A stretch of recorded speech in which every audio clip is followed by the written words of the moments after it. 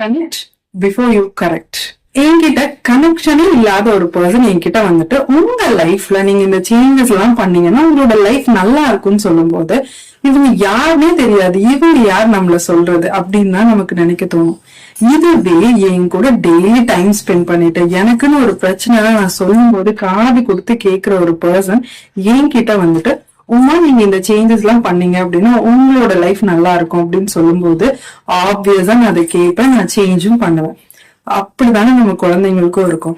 நம்ம டெய்லி போயிட்டு நம்ம குழந்தைங்க கிட்ட இதை பண்ண அதை பண்ணாத இப்படி பண்ண அப்படி பண்ணாதுன்னு சொல்லும் போது நம்ம குழந்தைங்களுக்கு என்ன நினைக்க தோணும், அம்மா எப்ப பாரு ஏதாவது சொல்லிட்டேதான் இருப்பாங்க அப்படிதான் நினைக்க தோணும், அது செய்யவே தோணாது.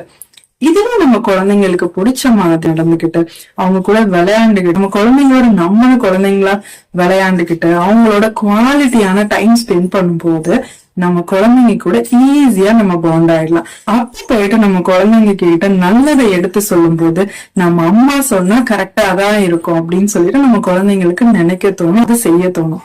உங்களோட குழந்தைங்களோட கனெக்டடா இருங்க, அதுக்கப்புறமா அவங்கள கரெக்ட் பண்ணுங்க. Subscribe, share to the parents who need to see this.